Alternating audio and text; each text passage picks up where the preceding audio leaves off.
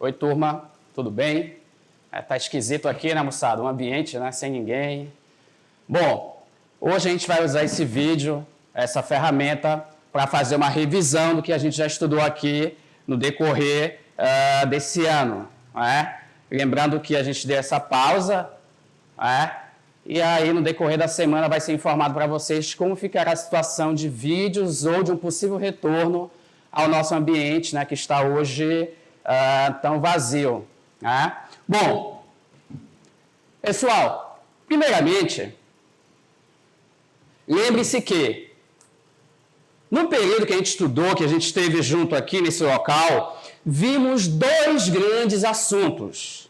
O primeiro foi a Idade Antiga e, consequentemente, a Idade Medieval. Então, aqui a gente vai fazer um apanhado, uma revisão, para a gente relembrar os principais pontos, né, dessa temática e da temática de medieval. Entretanto, cabe ressaltar aqui que antes da gente começar todo o assunto de Antiga, eu fiz um resumo de como se estudar história, como é fácil estudar história, qual a melhor forma de se estudar essa área do conhecimento, que é o segundo maior assunto cobrado pelo edital do Enem. Então, se você prestar atenção, eu destaquei um tópico aqui escrito como estudar história. Então, aqui a gente lembra automaticamente que a nossa história, a história cobrada pela prova de vocês, é dividida em duas partes. Aqui nós temos uma parte denominada a história do Brasil e aqui nós temos uma outra parte denominada a história geral. Quando me refiro a esse último tema, lembrem-se automaticamente que aqui nós temos Antiga, consequentemente Medieval, depois temos Moderna e, por fim, temos a parte mais importante, a parte mais cobrada, que é denominada de Contemporânea, tá? Essa história antiga ou Idade Antiga nasce no ano 3000 a.C.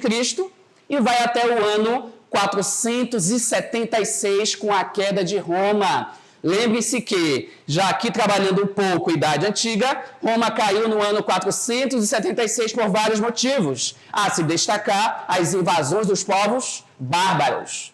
Consequentemente, nós temos aqui na sequência medieval, né? A história medieval vai até 1453, com a queda de Constantinopla. Temos a Idade Moderna. A Idade Moderna vai até 1789, com a chamada Revolução Francesa. E nós temos até a atualidade, a parte, como eu disse há pouco, mais importante, denominada contemporânea, né, que vai até a atualidade. É um tema importante porque pega guerras mundiais, pega o nazifascismo, pega o capitalismo, pega as ideologias como o socialismo, anarquismo, comunismo, entre outros temas. Então, estudar história, vocês têm que ter em mente essa divisão. Isso aqui é o básico, isso aqui é o fundamental para vocês terem em mente toda a sequência dos conteúdos cobrados pelo edital do Enem de vocês. Na outra sequência, nós temos aqui Brasil. Brasil é a parte fácil, né? A gente começa sempre Brasil, né? Pegando a parte de, preste atenção aí, colônia, né? Que é de 1500 a 1822. Todavia, nesse meio tem uma subdivisão, né? Que é o período pré-colonial, que é até 1530. Mas, a grosso modo, 1500 a 1822, né, 7 de setembro, quando acontece a independência. Nós temos ainda, como sequência, seguindo, a parte denominada Império, né? O Império vai até 1822 a 1889, né, com o nascimento da República Brasileira. E, referente a esse tema, lembrem-se do primeiro reinado, que vai até 1831, quando Dom Pedro abdica do cargo. Lembre-se também do período denominado de regencial, que é de 1831 a 1840, uma época em que o Brasil foi governado por regentes, uma época em que o imperador do Brasil era menor de idade, então não poderia assumir o governo. E uma época também marcada por várias revoltas. Entre as revoltas, uma regional, uma nossa, denominada de cabanagem. E temos aqui a parte de república, que é a parte mais importante. É uma parte que é dividida em 5.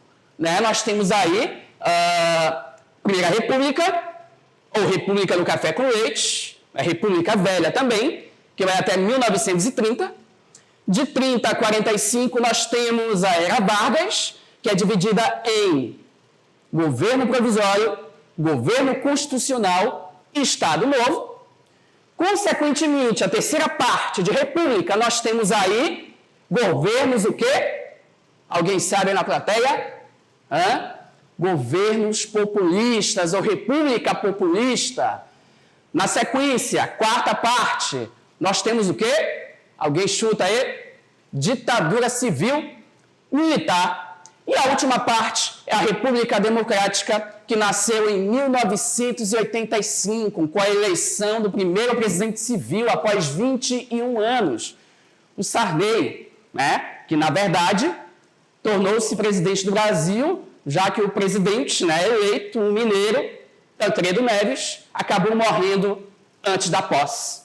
E essa última parte de Brasil República, nós temos vários presidentes atuais, né, que aí, com certeza, já está mais fresco na mente de vocês. Né? Aí lembrem-se do FHC, lembrem-se da Dilma, entre outros que a gente vai estudar aqui no decorrer do ano.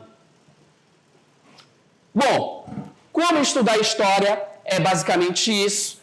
Está aqui a revisão. É obrigatório vocês terem isso em mente. E é muito importante ter em mente também o conhecimento de outras áreas, como as artes. Né? Para se entender um pouco de moderna, a gente tem que ter artes em mente. Para se entender um pouco de contemporânea, a gente tem que ter em mente um pouco, né, que o professor Goethe ensina, o professor Jefferson ensina, né, que a geografia, quando a gente aprende a questão da indústria, o trabalho, entre outros aspectos. É importante também ter em mente a sociologia, né, também para entender a parte principalmente de contemporânea. A filosofia também é uma outra ciência importante, já que é na filosofia que a gente aprende de forma mais densa conceitos como a democracia, como a cidadania, que são temas importantes e analisados aqui na história antiga, quando a gente lembra de onde? De Grécia. Tá? Ok? Então é esse o nosso resumo aqui do nosso primeiro tópico, né, que a gente viu há mais ou menos 1 mês e meio atrás.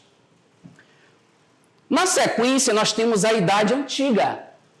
A Idade Antiga, aqui nesse ambiente, nós estudamos aqui vários povos, né, vários grupamentos humanos que são denominados de civilizações. E nesse meio nós estudamos diversos grupos humanos dessa época. Lembre-se que essa Idade Antiga nasce no ano 3000 a.C., quando o homem inventa a escrita. E, consequentemente, nessa Idade Antiga, nós estudamos, referente a esses grupamentos humanos, diversas civilizações. Estudamos aqui, lembrem-se, a Grécia, não é isso? Referente à Grécia, a parte principal que você não pode deixar de esquecer é que os gregos eram organizados em cidade-estado, ou seja, cada cidade tinha a sua independência, cada cidade tinha a sua forma de organização própria, cada cidade tinha o seu governante. E quando me lembro de Grécia e cidades independentes, autônomas, é obrigatório vir na nossa mente Olímpia, Tebas, e principalmente, né, cai muito em provas de vestibulares. Atenas, vou destacar aqui para vocês, e nós temos aqui a cidade de Esparta. Atenas, você lembra, né, o desenvolvimento da filosofia, né, o desenvolvimento das ciências de um modo geral que surgem ali naquele local, aqui nessa cidade, principalmente por causa de grandes pensadores, né, que surgiram em Atenas. E aí vocês conhecem, obviamente, né, todos, já que eles são atuais até hoje. E aqui em Atenas, pela primeira vez na história, surge um termo muito importante que todo dia a gente ouve no jornal, ouve numa rede social, ouve um grupo de WhatsApp, né, que é um termo denominado de democracia. Todavia, essa democracia não era para todos. Ou seja, era uma democracia que excluía boa parte da população. Nessa época, lembre-se que não tinha acesso a esse conceito, a essa democracia, quem fosse mulher, quem fosse estrangeiro, já ocorrendo a chamada xenofobia, que é um tema importante para a sua prova, de repente, de redação. Essa democracia ateniense era para homens maiores de idade, ou seja, 21 anos, e de origem ateniense. Ou seja, resumindo, excludente, boa parte não tinha esse direito, não tinha esse acesso. Quanto a Esparta, lembrem-se do militarismo, lembrem-se da educação militarizada. E aí vem toda aquela história que eu destaquei para vocês, a homossexualidade em Esparta, a educação dos espartanos desde a infância, né? E nesse sentido, vocês têm que ter em mente, né, um resumo do que foi, que aconteceu na Grécia Antiga, referente principalmente a essas duas cidades-estados autônomas, denominada de polis. Ainda em história antiga, ou idade antiga, tanto faz, nós temos aí os persas, né, que já é uma civilização asiática, muito estudada. Nós temos a região da Mesopotâmia, e nessa região da Mesopotâmia, diversos povos viveram ali, né? A gente estudou a gente enfatizou um povo, aqui, que foi os hebreus, né? Conhecidos hoje como os judeus. Estudamos aqui a primeira diáspora, a segunda diáspora, e como esse fato da antiguidade influenciou o que aconteceu na história contemporânea. E aí já entra o nazifascismo, já entra o chamado Holocausto. Ainda na Idade Antiga, estudamos também civilizações africanas, a se destacar o Egito Antigo. E no Egito Antigo, referente a esse território, lembre-se que eles eram organizados através de uma teocracia. Eu até citei esse país, do exemplo, que esse país atual, desde 1979, esse país, cuja capital é Teherã, é organizado através de uma teocracia. Ou seja, o líder desse país, ao mesmo tempo que ele é um líder político, ele também é um líder religioso. Ou seja, há uma mistura de religião com política. E isso não pode acontecer no Brasil, porque nós somos um Estado chamado de laico. Tá? Tranquilo? Bom, ainda referente a esse tema, tem uma outra civilização importante, que no caso é Roma. E Roma é um tema bem amplo, um tema gigantesco, e para ficar mais fácil, eu dividi esse tema em 3 partes. Aí você lembra da parte chamada monarquia, você lembra da parte denominada império, e você lembra da parte denominada de república. Essas 3 partes a gente estudou aqui. E a Idade Antiga, a história antiga, ela é rompida, é uma época em que entra em crise no ano de 476. É o ano de crise, é o ano do fim do Império Romano. E quando ocorre essa crise, o fim de Roma, os historiadores denominam como o fim da Idade Antiga, o fim da história antiga. A partir daqui, surge uma nova época da nossa história. Essa nova época é marcada por várias características diferenciadas do mundo antigo. Lembra aqui comigo, quando aconteceu a queda de Roma, por vários motivos, eu destaquei no início da live aqui, é o motivo principal, que foram as invasões, né? Quando acontece esse fato, a população do Império Romano, ela fica com medo. As cidades romanas são invadidas, são saqueadas, são incendiadas, e essa população com medo, sem saída, ela decide fugir. Ela vai fugir da cidade para o campo, ou seja, os historiadores denominam esse fato como a ruralização. Quando acontece esse fato na Europa, o mundo passa a ser chamado de mundo medieval, a Idade Medieval. Idade essa, está ali o nascimento, e essa idade vai durar mais ou menos 1000 anos, vai até 1453. E quando eu me refiro a esse tema, tenham em mente duas informações principais. Teve uma turma aqui de vocês que a gente não viu ainda, tá? Mas a gente vai reforçar isso de maneira presencial. Tá? Lembre-se de duas informações essenciais para essa prova de vocês. Lembra aqui comigo do feudalismo e lembra também do cristianismo. O feudalismo, como nós vimos aqui, é um sistema político. Lembre-se aí das relações de sucerania e vassalagem. Lembre-se aqui do senhor feudal. Tá? É um sistema também, além de político, é um sistema econômico. Lembra aí comigo. Por que é um sistema econômico? Nessa época, lembre-se que a economia era uma economia baseada no campo, era uma economia rural, era uma economia amonetária ou com pouca circulação de moedas. E é um sistema social.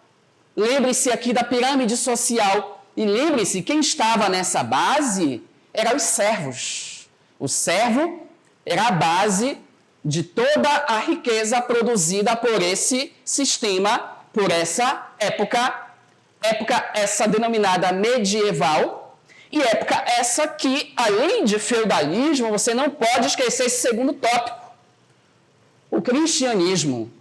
O cristianismo, nessa época, através da Igreja Católica, dominou a mentalidade do homem medieval. Lembre-se que essa igreja, a Igreja Católica, ela tinha um instrumento chamado Tribunal do Santo Ofício da Inquisição para vigiar o cotidiano, para vigiar o que acontecia nas relações humanas dessa época que estamos analisando aqui. Então, a Inquisição nessa época, ela punia, ela perseguia, ela prendia quem fosse contrário ao dogma propagado pela Igreja Católica.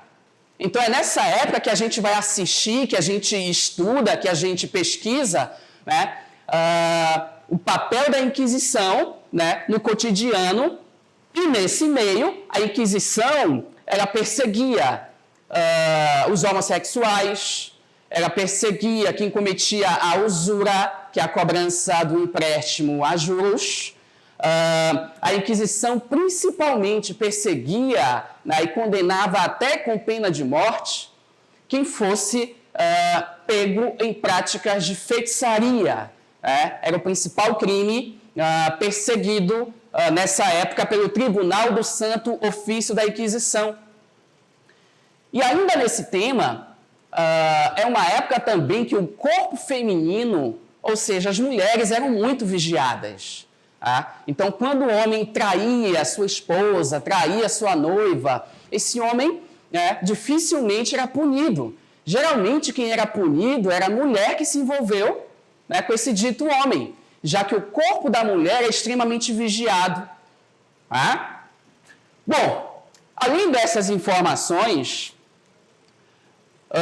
não podemos esquecer jamais que essa idade medieval, é nessa época que surge uma nova religião na Europa. E essa nova religião, que vai se propagar pela Europa, entretanto, surgiu na Península Arábica, e se propaga na África e, por fim, na Europa. Essa religião denominada de Islã, ela também sofre uma certa perseguição do Tribunal da Inquisição, não só o Islã, como também o judaísmo, Então, são religiões, né, que vão sofrer uma certa perseguição da Inquisição, a se destacar, né, essas duas religiões. E aqui nós temos o Islã, né, que eu chamo a atenção de vocês, que o Islã é uma religião que surge na época medieval. Tá? O Islã vai surgir ali onde fica a Arábia Saudita, hoje. Aí esse Islã vai ser perseguido no início, né? Vai ser propagado pelo profeta Maomé, tem seu surgimento no ano 623, e aí Maomé vai ser perseguido, como nós estudamos aqui, ele vai fugir, né? Entretanto, ele retorna após sua fuga e implanta o monoteísmo religioso, a crença em um único Deus, a partir do ano de 630. Então, nesse ano, o Islã ele vai ser implantado naquela região da Península Arábica e, a partir daqui, é propagado, como eu disse, na África, através de um povo chamado de Berbere e, consequentemente, na Europa, incomodando, né, a cristandade na Europa, né, e provocando aquela perseguição da Inquisição, que não acontece apenas com o Islã, aconteceu também na época com o judaísmo.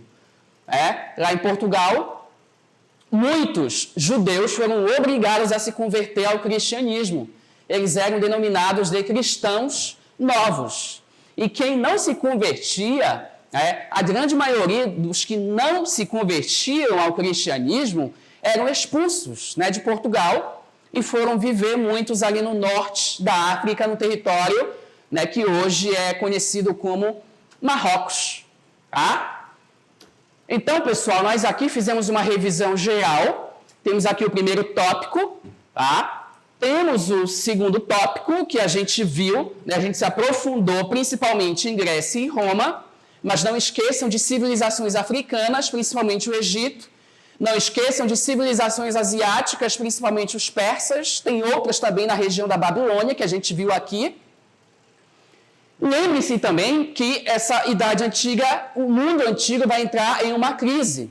Tá? E aí surge um novo tempo na história, né, denominado de Idade Medieval.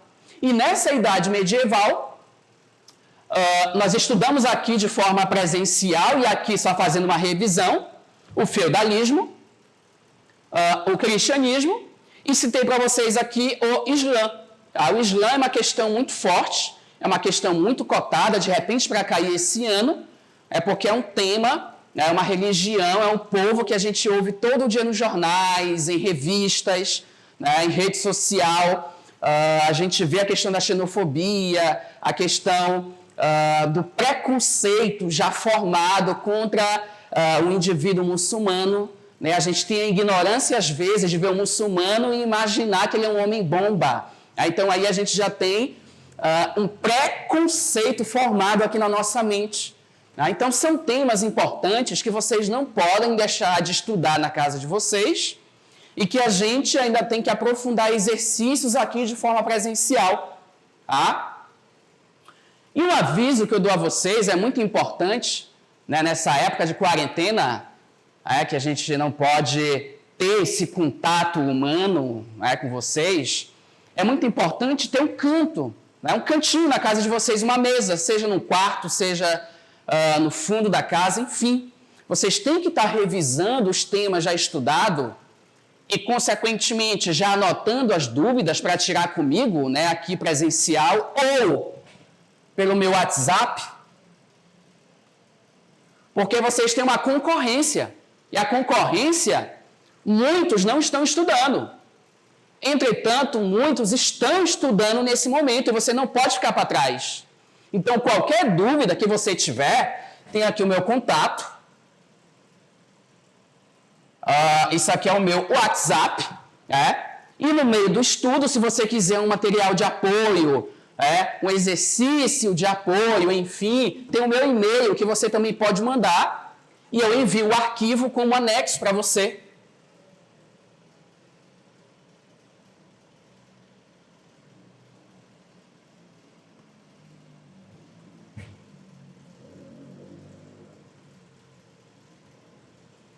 Então, aqui a gente consegue tirar qualquer dúvida de vocês através desses dois canais aqui.